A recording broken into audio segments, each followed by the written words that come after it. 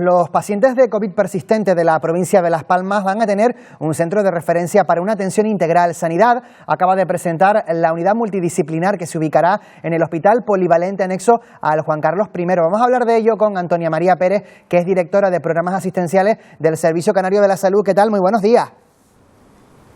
Buenos días. Bueno, directora, ¿ha comenzado ya a funcionar esa unidad?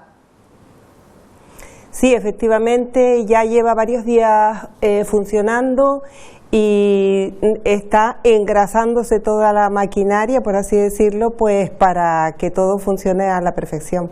¿Por qué es tan importante, para que lo podamos entender todos, que existan unidades multidisciplinares para la atención de los pacientes de COVID persistente? Porque los pacientes con COVID persistente no tienen un síntoma único, ni siquiera pues es fácil llegar a ese diagnóstico de COVID persistente, porque la patología es variada y por tanto una vez se diagnostican normalmente en atención primaria, pero también puede ser diagnosticado en atención hospitalaria, sobre todo con pacientes que han estado hospitalizados y en los cuales ya directamente al alta se observa que puede haber determinada sintomatología.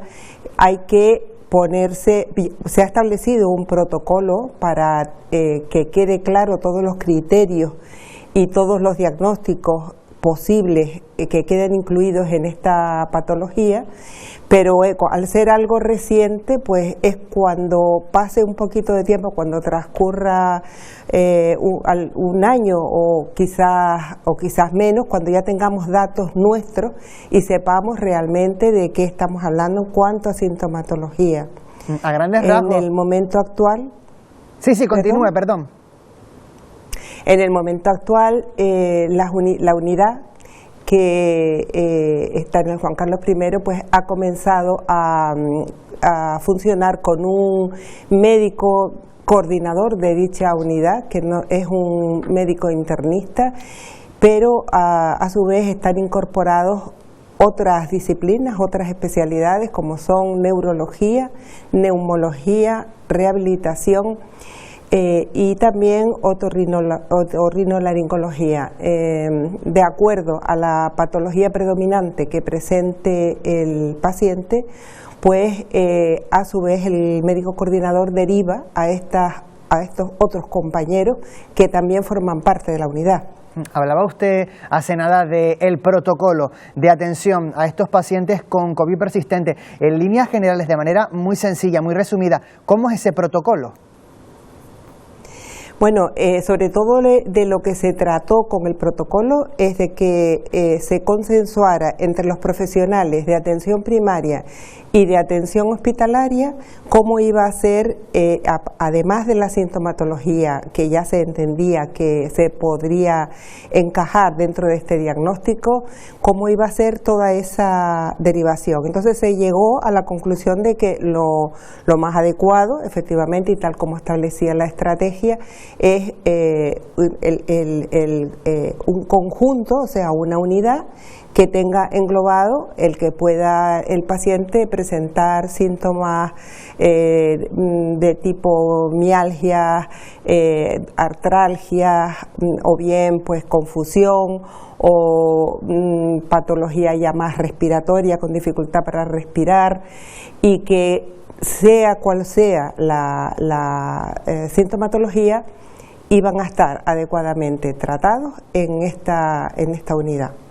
¿Y qué capacidad tiene esta nueva unidad multidisciplinar de Gran Canaria? ¿Cuántos pacientes puede llegar a atender por día? Las agendas van variando, pero al igual que en cualquier otra disciplina, en cualquier otra especialidad, pero son agendas aproximadamente de 20 pacientes día para el médico coordinador, y ya él después pues establece la derivación adecuada para que los tiempos se optimicen en cuanto a el circuito que tenga que establecerse para que el paciente sea tratado por los correspondientes especialistas, que no sea el especialista en medicina interna, los que he nombrado, neumólogo o neurólogo o rehabilitador fundamentalmente. Porque hasta ahora, directora, en el caso de la provincia de Las Palmas, ¿cómo era la atención que se le daba a los pacientes de COVID persistente antes de la llegada de esta unidad? Pues hasta ahora, efectivamente, según la sintomatología que presentase el paciente, se derivaba a una especialidad, pero sin ningún carácter específico que lo diferenciara del resto de pacientes.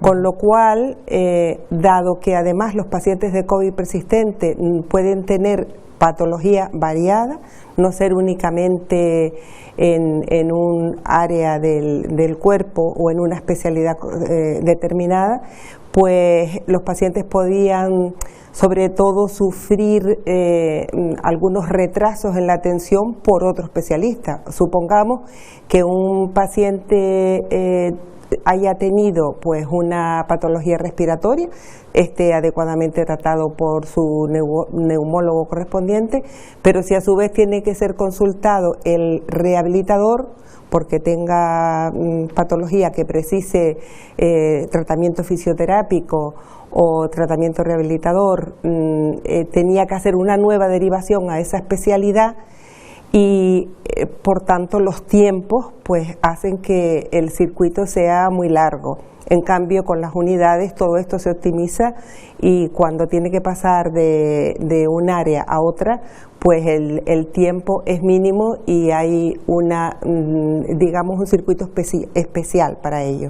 Y en el caso de la otra provincia, de la provincia de Santa Cruz de Tenerife, ¿con qué recursos cuentan los pacientes de COVID persistente? En Santa Cruz de Tenerife no se ha podido crear una unidad única porque ambos hospitales tienen diferente historia clínica. El Hospital de la Candelaria su historia clínica es Drago AE, como ya probablemente muchos de los oyentes saben, y en cambio el Hospital Universitario de Canarias, el UC, tiene otro modelo de historia que es el SAB. El Servicio Canario de Salud en el momento actual está trabajando para crear una historia única para todo el servicio, pero mientras esto no se solucione, se ha optado porque haya dos unidades diferenciadas, ya que los pacientes, debido al modelo de historia, no podían ser un paciente único en todo el sistema. Entonces, de todos modos, va a funcionar de manera similar que en Gran Canaria, pero sectorizada de momento por este motivo.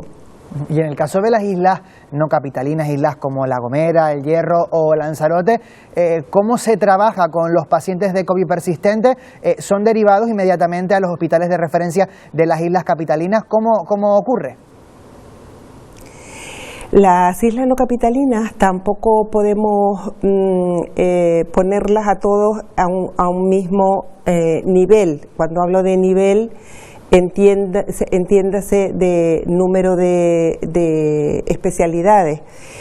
No es lo mismo Fuerteventura o Lanzarote que La Palma.